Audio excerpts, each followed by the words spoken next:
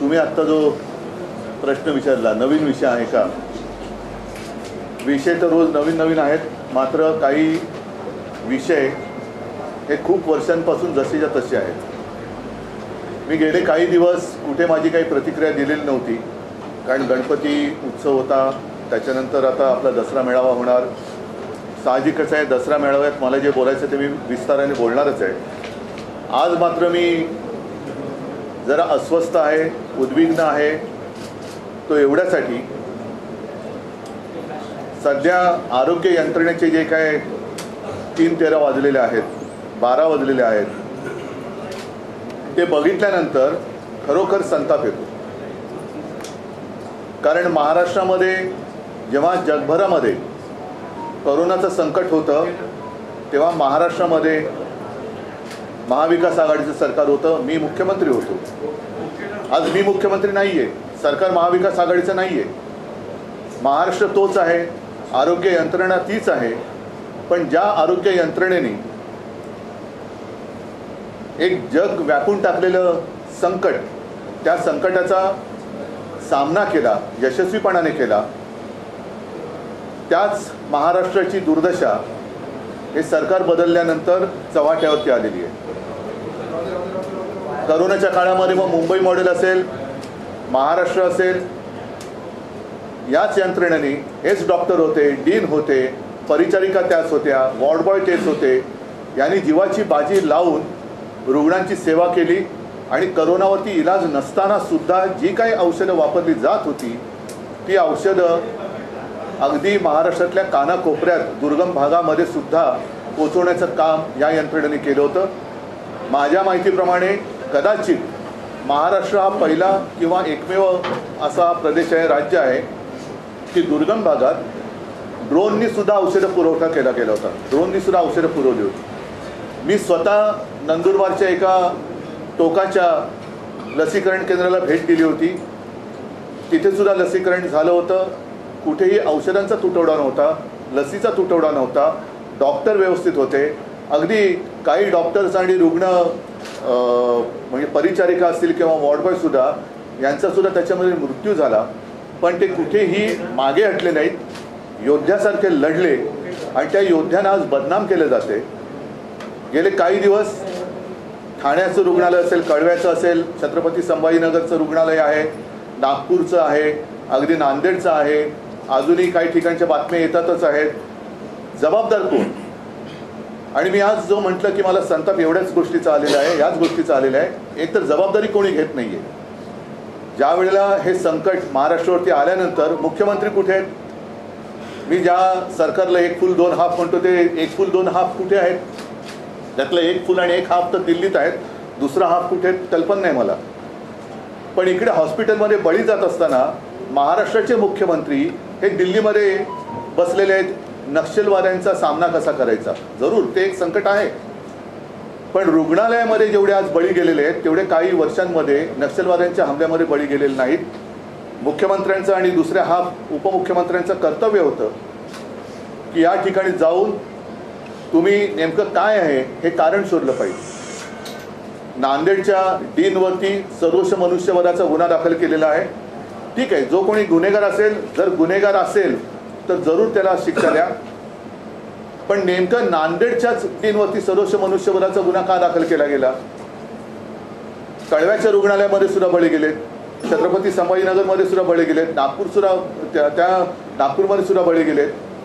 पण हा काही योगायोग आहे का की ज्या डीनला एका मस्तवाल गद्दार खासदाराने संडास साफ करायला लावला, कोणत्या जाती जमातीचा, आदिवासी आहेत असं ते म्हणतात. मी कधीच जातपात असं बघितलेलं नाही आहे, सगळ्यांना एका न्यायाने मी वागवलेलं आहे. पण संडास साफ करायला लावल्यानंतर त्या गद्दारावरती ॲट्रॉसिटीचा गुन्हा दाखल केला गेला, म्हणून धमकवण्यासाठी त्या डीनवरती सर्वोच्च मनुष्यवधाचा गुन्हा दाखल केला गेला आहे का? औषधांचा तुटवडा हा राज्यभर आहे. या 2-3 बातम्या आहेत की मंत्री म्हणत आहेत की औषधं मुबलक आहेत, पण प्रत्यक्षात खडखडाट आहे. ह्या बातम्याच मी मुद्दा म्हणून तुमच्याच माध्यमातून आलेल्या बातम्या आहेत. मग त्या इलेक्ट्रॉनिक मीडिया असेल किंवा प्रिंट मीडिया असेल, त्या तुम्हीच छापलेल्या आणि तुम्हीच दिलेल्या बातम्या आहेत. मग हे नेमके मंत्री कोण आहेत? कारण हे खातं हे विभागलं गेलेलं आहे. आरोग्य खाते विभागले गेले, हॉस्पिटल कोणाकडे आहेत, बाकी काय कोणाकडे आहे. पण मग हे जे मंत्री दावा करतायत ते कोणी असतील?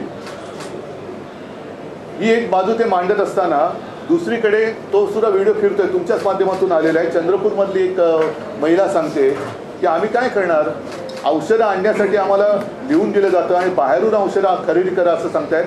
मग प्रधानमंत्र्यांच्या ज्या काही योजना आहेत, महाराष्ट्र सरकारच्या ज्या काही योजना आहेत, महात्मा फुले काय जन आरोग्य योजना आहे, आणखीन काही योजना आहेत, मुख्यमंत्री सहायता निधी आहे, तो मुख्यमंत्री सहायता निधीतून ह्या सगळ्या औषधांचा खर्च केला जाणार आहे का? कारण त्याची सुद्धा एक मला असं वाटतं चौकशी व्हायला पाहिजे की नेमकी ती मदत कोणाला जाते, ती बिलं खरी आहेत तर त्याच्यात सुद्धा काही आहे. हा एक संशोधनाचा विषय दुसरा होऊ शकतो. पण आज औषधं कुठे नाही. करोनाच्या काळामध्ये कुठेही औषधाचा तुटवडा नव्हता. आज दुसरी कोणतीही साथ नाही आहे. साथ आहे ती भ्रष्टाचाराची साथ आहे. अगदी आरोग्य खात्यातली ज्या काही पोस्टिंग आहेत त्याच्यासाठी सुद्धा रेट कार्ड ठरवलं गेलेलं आहे असं म्हणतात, असं माझं कानावरती येत आहे. अगदी औषधं खरेदी सुद्धा आता दरानुसारच, म्हणजे निविदा प्रक्रिया होणार बंद. मग हे कोणत्या तोंडाने भ्रष्टाचारावरती बोलणार? निविदा प्रक्रियेशिवाय जर का औषध खरेदी करणार असाल तर याचा अर्थ तुम्ही सरळ सरळ भ्रष्टाचाराला दार उघडं करून देत आहात. आज सुद्धा जिथे जिथे औषध खरेदी झालेले नाहीत किंवा औषधं पोचलेली नाहीत तिकडे कोणाचे दलाल बसलेत का याची सुद्धा CBI चौकशी झाली पाहिजे. कारण जर मागे तुम्हाला कल्पना आहे, युतीचं सरकार होतं तेव्हा धरण फुटलं तर खेकड्यांमुळे धरण फुटलं होतं. असे काही खेकडे त्यांच्या हातामध्ये हा कारभार गेलेला आहे का की जे हे जे काही धरण आहे ते फोडून भ्रष्टाचाराचं पाणी आपल्या शेतामध्ये वळवत आहेत, असं काही आहे का? हा सगळा जो प्रश्न आहे, मला असं वाटतं हे सरकार आज सामनाने सुद्धा अग्रलेख लिहिलेला आहे, यमाचा दरबार यांनी स्थापलेला आहे. हे सरकार हे नंतर आज आता गोरेगावला पहाटे आग लागली, मुख्यमंत्र्यांनी लगेच मृत जाहीर केली, ठीक आहे, ती करायलाच पाहिजे. पण नुसतं मृतांच्या नातेवाईकांना मदत देऊन भागतंय का? ज्यांचा जीव जातोय ते जीव काय कोणी परत आणू शकत नाही. यांच्याकडे स्वतःच्या जाहिराती करायला पैसे आहेत. हे सरकार, या सरकारला खोके सरकार म्हणतात. ते कशामुळे म्हणतात तुम्हाला माहिती आहे? त्याच्यासाठी यांच्याकडे खोके आहेत. गुजरातमध्ये जाऊन मजामस्ती करायला, गुवाहाटीला जाऊन मजामस्ती करायला, गोव्यात जाऊन टेबलवरती नाचायला यांच्याकडे पैसे आहेत. पण महाराष्ट्रातील रुग्णांचे जीव वाचवायला यांच्याकडे पैसे नाहीत. असंच सरकार, या सरकारची आता मला असं वाटतं निपक्षपातीपणाने CBI चौकशी झाली पाहिजे. मी निपक्षपातीपणाने एवढ्यासाठी म्हटलं कारण काही जणांवरती जे गुन्हे दाखल केले गेले होते त्यांच्या चौकशीचा फार्स करून त्यांना क्लीन चिट देण्यात आली. हा चौकशीचा फार्स आहे. म्हणजे नुसते विरोधकांच्या मागे चौकशीचं शुक्लकाष्ट लावायचं आणि स्वतःच्या भ्रष्टाचाराला मोकाट कुरंट सोडून त्याच्यावरती चराला द्यायचं, हा काही कारभार नाही आहे. आणि या सरकारबद्दल मी एक फुल दोन हाफ जे म्हटलं त्यातले दुसरे जे उपमुख्यमंत्री आहेत अजितदादा पवार, ते जेव्हा आमच्यामध्ये होते, विरोधी पक्ष नेते होते, त्यांनी कोर्टाने या सरकारवरती मारलेले ताशेरे जे होते ते भर सभेत बोलले होते. ते ताशेरे म्हणजे हे सरकार नपुसक आहे. कोर्टाला हे कळलेलं आहे की हे सरकार कसं आहे. अगदी सर्वोच्च न्यायालयाला सुद्धा कळलेलं आहे. पण हे सरकार आता लवकरात लवकर घालवलं पाहिजे, कारण याच्या या भ्रष्ट कारभारामुळे लोकांचे आता बळी जायला लागलेले आहेत. आणि म्हणून मला असं वाटतं की जनतेने सुद्धा आता जागं झालं पाहिजे. मी महाराष्ट्रातल्या तमाम शिवसैनिकांना आणि शिवसेनेच्या पदाधिकाऱ्यांना एक विनंती करतोय की ज्या काही तक्रारी माझ्यापर्यंत पोहोचत आहेत त्या काही माध्यमातून सुद्धा येत आहेत, काही माझ्या शिवसैनिकांच्या माध्यमातून पण येत आहेत. सर्वांना सांगतोय, आपापल्या जिल्ह्यातील आपापल्या तालुक्यातील सरकारी रुग्णालयात जाऊन तिथल्या डीनना आणि डॉक्टर्सना विश्वासात घेऊन, कारण ते गुन्हेगार नाही आहेत, औषधाचा पुरवठा होत नाही हा काही त्यांचा दोष नाही आहे, पण वस्तुस्थिती जी काही आहे, कुठे कुठे हॉस्पिटलमध्ये औषधं किती पोचलेली आहेत, किती तुटवडा कधीपासून आहे. कारण मला आठवतं आहे की जोपर्यंत आमचं सरकार होतं तोपर्यंत महाराष्ट्रामधल्या प्रत्येक सरकारी हॉस्पिटलमध्ये किती कोणत्या म्हणजे रोज किती साठा आहे, तो साठा आणि पुरवठा हे सगळं कॉम्प्युटराइज होतं. ती पद्धत आज चालू आहे का? नसेल तर ती कोणी बंद केली? आणि जो मंत्री ज्याला कळलं की हाफकिनच्या माध्यमातून औषध खरेदी होते तर त्यांनी विचारलं की कोण आहे हाफकिन. असे जर का दिव्य ज्ञानी मंत्री त्या खात्याचे कारभार सांभाळणार असतील तर पहिलं त्यांच्या बुद्धीवरती इलाज करायला पाहिजे आणि मग त्यांच्याकडे खातं दिलं गेलं पाहिजे. तर हा जो काही सगळा एक कारभार चाललेला आहे माणुसकीला सोडून चाललेला आहे. म्हणजे सगळे मंत्री पालकमंत्री कोण होणार याच्यासाठी रुसवे फुगवे चाललेले आहेत. मंत्रीपदासाठी मारामाऱ्या चाललेल्या आहेत. औषधं खरेदीसाठी पैसे नाहीत पण परदेशवाऱ्या चाललेल्या आहेत. लोकशाही स्वतः चुरगणासारखी टेबलवर पडलेली असताना आपले ट्रायब्युनल जे आत्ताचे आहेत ते म्हणजे पेशंट टेबलवरती आणि डॉक्टर दौऱ्यावरती अशी त्याची परिस्थिती होती. तर असा हा सगळा उथळ कारभार चालू असताना महाराष्ट्राच्या जनतेने आता या मंत्र्यांना ठिकठिकाणी जाब विचारला पाहिजे. नुसतं डीनवरती ढकलून हे चालणार नाही. कारण आज काही डॉक्टरांनी सुद्धा एक लेख लिहिलेला आहे, मला वाटतं लोकमतमध्येच आलेलं आहे. डॉक्टर मुळके का काहीतरी त्यांचं नाव आहे, डॉक्टर मुळके बरोबर आहे. त्यांनी तेच म्हटलेलं की सगळे डॉक्टर आपण डॉक्टरांच्या माती का मारताय. बरोबर आहे. आणि मी हेही मान्य करतो की आमचं सरकार असताना सुद्धा काही जागा रिक्त होत्याच पण त्याचा फटका हा आम्ही रुग्णांना पडू दिला नव्हता.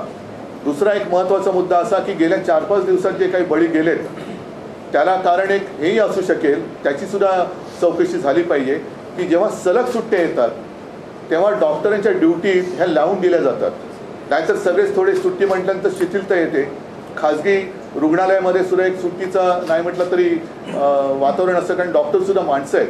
पण त्यावेळेला यंत्रणा म्हणून जी काही असते ती यंत्रणा तिथे दिसते, प्रशासने तिथे दिसतं की ह्या सुट्टीच्या दिवसामध्ये थोडंसं ड्युटी अरेंज करून त्यांना ती द्यायचं की जेणेकरून रुग्ण आल्यानंतर किती कोणत्याही आजाराचा असला तरी त्या ह्याचा एक तरी डॉक्टर तिकडे हजर पाहिजे. तर ह्या ड्युटीज लावल्या गेल्या होत्या का. औषधं नसतील तर औषधं कशामुळे नाही आहेत. आणि आता विना निविदा जर का औषध खरेदी होणार असेल तर हे भ्रष्टाचाराला उघड उघड आमंत्रण आहे. आणि मग हे भ्रष्टाचाराविरुद्ध लढणाऱ्या पंतप्रधानांना सुद्धा मान्य आहे का, हाच माझा एक प्रश्न आहे. विषयावर हिअरिंग होत होती आता हायकोर्टमध्ये. सरकारच्या असं म्हणणं आहे की गावाचे जे रुग्णालय आहेत त्यात पेशंट एकदम सिरियस झाल्यानंतर ऍडमिट होतात म्हणून मृत्यू पडते. हे आता नवीन काय पद्धत आली का. आतापर्यंत काय अशी रुग्ण येत नव्हते हॉस्पिटलमध्ये. हा म्हणजे अत्यंत नालायकपणा आहे, निर्गुणपणा आहे. पेशंट सिरियस झाल्यावरती आलं तरी तो औषधविना का जातोय. मग तुमच्याच माध्यमातून जे काही दिसतंय आज मी म्हटलं ना चंद्रपूर त्यांना लिहून दिलं जातं, औषधाच्या लिस्ट दिलं जातं हे औषध बाहेर जाऊन खरेदी करा. मग जर का पेशंट सिरियस असेल तर त्या चिंतेत असलेल्या रुग्णांना तुम्ही बाहेर जाऊन औषधं खरेदी करून आणायला होतं का. तुमच्याकडे औषधं का नाही. पेशंट सिरियस असेल किंवा नसेल पण इलाज करणे तुमचं काम आहे. म्हणून तर तुम्ही सरकारी हॉस्पिटल ती यंत्रणा उभी केलेली आहे. तिकडे औषधाचा पुरवठा होतोय की नाही. आणि जर आता पुन्हा सांगतोय विदाऊट टेंडर औषध खरेदी करणार असाल तर मग चौकशी कोणाची चौकशी करणार. राज्य सरकारने जे कारण दिले न्यायालयामध्ये आता त्यांचं म्हणणं की मनुष्यबळ कमी आहे आणि त्यामुळे अशा प्रकारचे मृत्यू घडतात. त्यानंतर खडसर म्हणजे उच्च न्यायालय सुद्धा मनुष्यबळ मी पुन्हा एकदा सांगतो मनुष्यबळ किंवा काय मी असं म्हणतच नाही की आमच्या वेळेला मनुष्यबळ पूर्ण होतं. आमच्या वेळेला सुद्धा कमी होतंच. पण त्या मनुष्यबळावरतीच आम्ही करोनाचा सामना केला होता. त्याच मनुष्यबळावरती तेच डॉक्टर होते, हीच यंत्रणा होती. पण त्याच्यात रुग्णांची संख्या खूप होती. औषधं म्हणजे इलाज नव्हता. तरी देखील जी काय औषधं वापरली जात होती त्या औषधांचा कुठे आम्ही तुटवडा होऊ दिला नव्हता, ऑक्सिजनचा दिला नव्हता. आता मात्र कसली साथ नसताना भ्रष्टाचाराची साथ आलेली आहे, त्याचे हे बळी आहेत. हाईकोर्टाने सांगितलेलं की जर याच्या पुढे मनुष्यबल की कमी की वजह से या फिर मैन पावर या दवाई की कमी की वजह से कोई भी मौत होती तो क्या बर्दाश्त नहीं करेंगे. नांदेड नाही पण त्याच्यावरती काय होते मी पूर्ण कोर्टाचा आदर करून बोलतोय की कोर्टाने कुठेतरी यांना धडा शिकवला पाहिजे.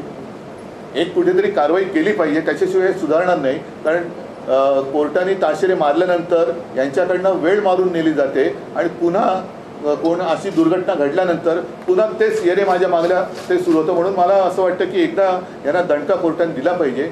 विशेष म्हणजे सर्वोच्च न्यायालयाने सुद्धा आता लोकशाहीचा जास्त अंत न पाहता निर्णय दिला पाहिजे. जून महिन्यामध्ये मेडिकल कॉलेजेसमधल्या सर्व जवळपास 400 डॉक्टरांच्या घाऊक बदल्या मोठ्या प्रमाणात झाल्या होत्या आणि त्यामुळे भाऊक की भाऊक घाऊक मोठ्या प्रमाणात नाही म्हणून म्हटलं भाऊक म्हणजे भावना नाही. त्या भाऊकचा अर्थ तुम्हाला कळला असेल.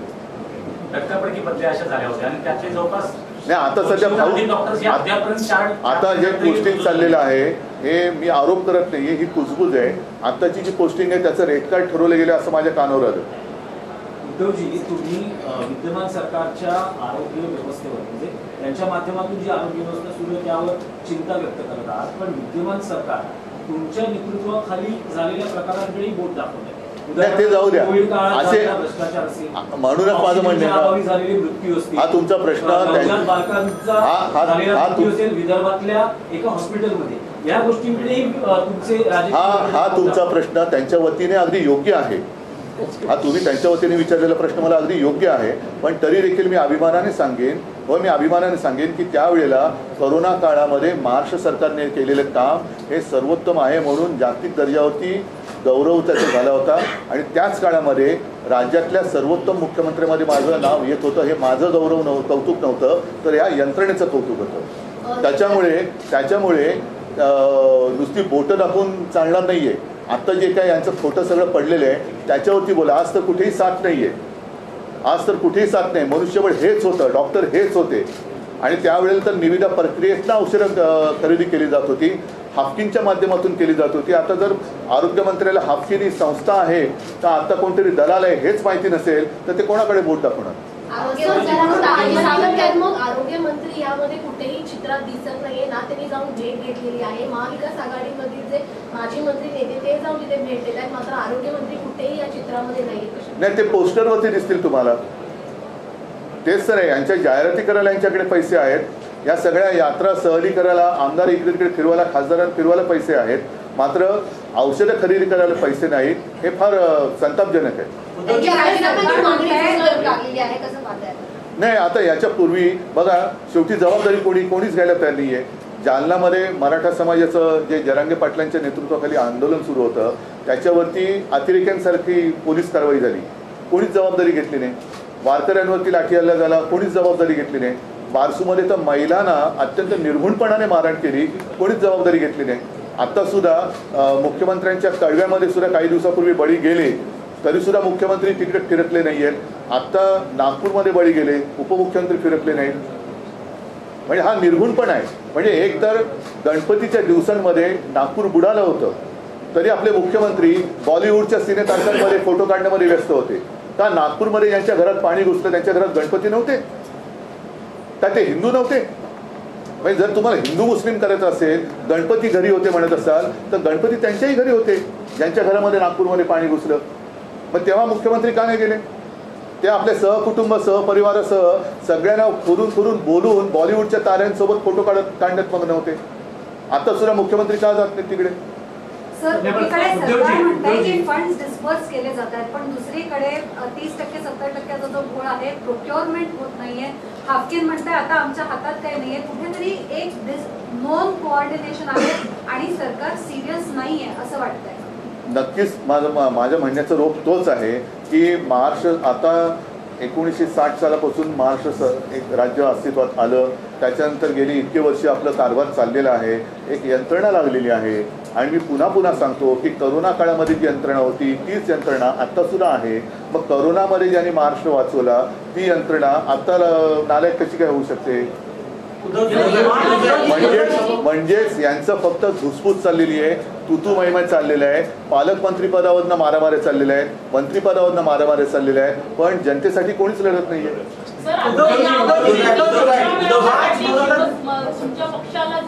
त्याच्यावरती मी नंतर बोलेन आणि दसरा मेळाव्यात मला जे बोलायचं ते मी बोलेन. मृत्यू झालेले त्या ठिकाणी तुम्ही प्रत्यक्ष जाऊन काही माहिती घेणार आहात किंवा पाहणी करणार आहात? काय जाऊन पाहणी करू? हे जर असंच दिसत असेल तर पाहणी तरी काय करायची? गेलेल्या माणसांबद्दल जाऊन सांत्वन तर करायला पाहिजे, हा भाग वेगळा.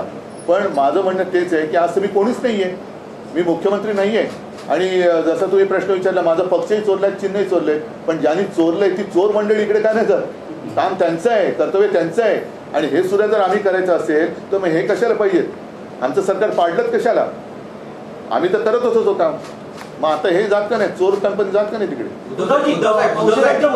मार्च 2023 मध्ये एक बॉडी बनवण्यात आली, पण 6 महिने झाले आहेत अजूनही मेंबर. आणखी एक गोष्ट मला सांगा, करोनाच्या काळामध्ये आमच्या सरकारने एक टास्क फोर्स निर्माण केला होता.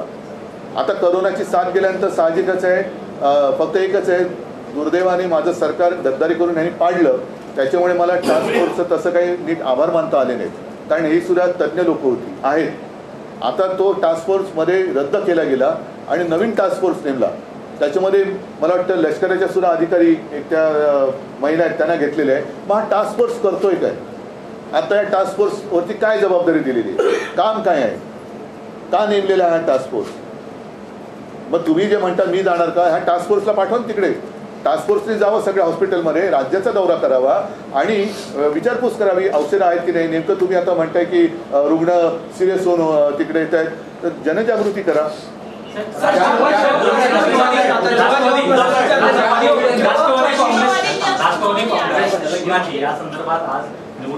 मला आज त्याच्याबद्दल काही बोलायचं नाहीये, मला फक्त महाराष्ट्राच्या आरोग्याबद्दल. उत्तर न देता प्रतिभा मलिन करण्याचा प्रयत्न केला जातो असं मला वाटतंय का? म्हणजेच त्यांच्यामध्ये कर्तृत्व नाहीये ना, त्यांच्यामध्ये कर्तृत्व नाहीये, फक्त चिखलफेक त्यांची चाललेली आहे, चिखलफेक चाललेली आहे. हायकोर्टात आज सुनावणीच्या वेळी अटॉर्नी जनरलने सांगितलेले की नांदेड मध्ये जी काही घटना झाली आहे त्याच्यासाठी कोणालाच आपण जबाबदार ठरवू शकत नाही. पण म्हणजे काय? म्हणजे काय? मॅनपॉवर बद्दल सांगत नाहीये किंवा हो, पण त्या डीनवरती सदोष मनुष्यबळाचा गुन्हा दाखल झाला असं मी वाचलं आणि म्हणून तर मी तुम्हाला बोलवलं की जर त्यांच्यावरती त्यांना संडास साफ करायला लावला आणि म्हणून त्या गद्दारावरती जर काय अॅट्रॉसिटी झाली म्हणून यांच्यावरती सदोष मनुष्यबळाचा गुन्हा दाखल होणार असेल तर मग बाकी ठिकाणी का नाही होते? संभाजीनगर वारंवार केवळ दुर्घटना घडत आहेत, त्याच्यावर सरकारकडून काही कारवाई होताना किंवा प्रतिबंधात्मक उपाय होताना दिसत नाही. अशा वेळी काय केलं पाहिजे किंवा शिवसेना काही आक्रमक भूमिका?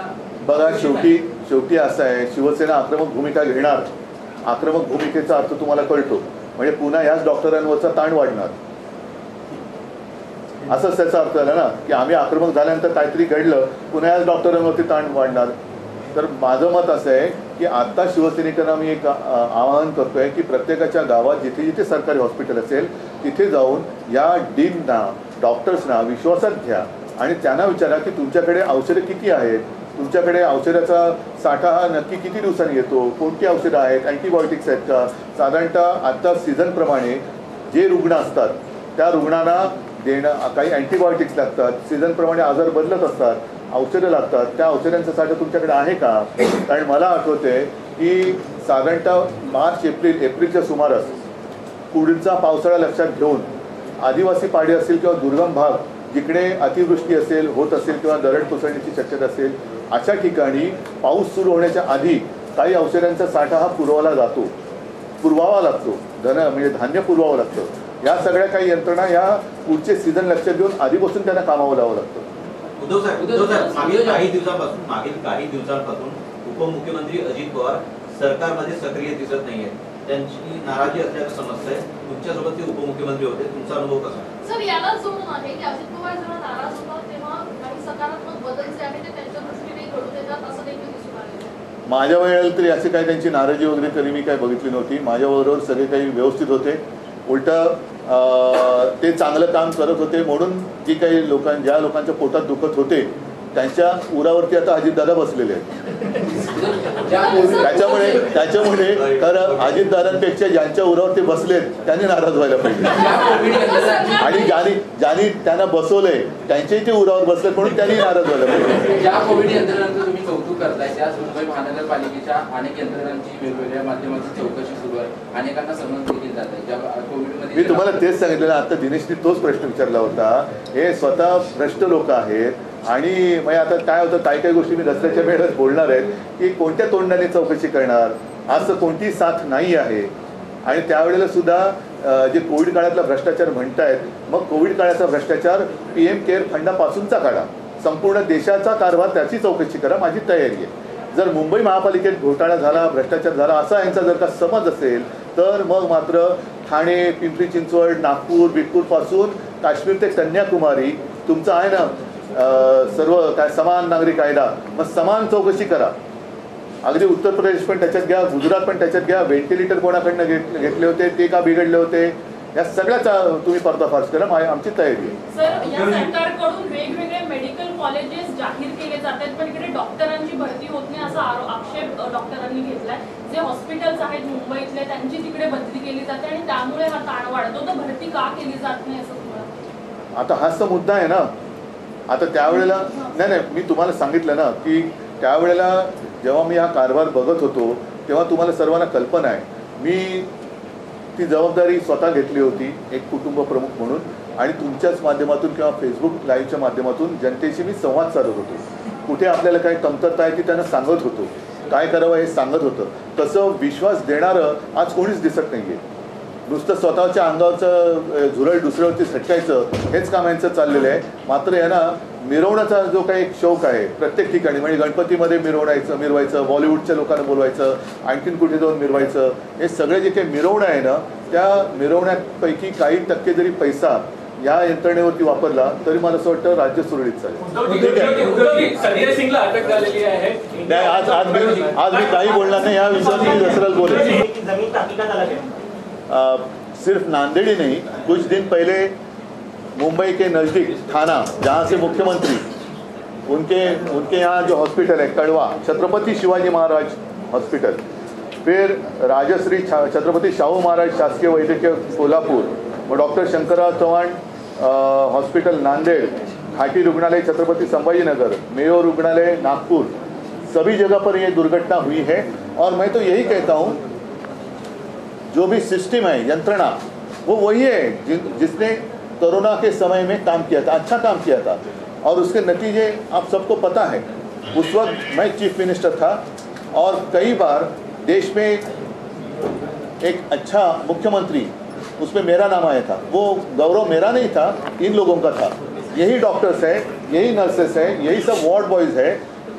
उस वक्त कोरोना के लिए कोई इलाज नहीं था, लेकिन जो भी दवाइयाँ यूज़ कर रहे थे उनकी कभी भी हमने कमी नहीं होने दी थी. आज अचानक ऐसे क्या हो गया, कौन सी ऐसी बीमारी है, कौन सी ऐसी महामारी आई है कि लगातार लोग मर रहे हैं और कोई कुछ नहीं बोल रहा है, कोई कुछ नहीं बोल रहा है. किसकी जिम्मेदारी है? कहाँ है हेल्थ मिनिस्टर? कहाँ है? दो हेल्थ मिनिस्टर है, एक चीफ मिनिस्टर और दो, जिससे मैं एक फुल दो हाफ कहता हूँ. कहाँ गए वो लोग? मुख्यमंत्री भी नहीं है, दोनों उप मुख्यमंत्री नहीं है. मुझे जानकारी मिली कि मुख्यमंत्री और फडणवीस साहब तो दिल्ली में बैठे हैं, वहाँ नक्सल के बारे में, उनके बारे में कुछ मीटिंग चल रही है. ठीक है, मैं मानता हूँ वो भी विषय महत्वपूर्ण है, लेकिन जितने सारे लोग मर गए, दुर्भाग्य की बात है. नक्सलियों के हमलों से ज़्यादा लोग सरकार के अस्पताल में मर रहे हैं, तो प्राथमिकता किससे देनी चाहिए? डॉक्टर को बलि का बकरा बनाया है. डॉक्टर, हाँ वही मैं बोलता हूँ ना. तो प्राथमिकता किसे मिलनी चाहिए?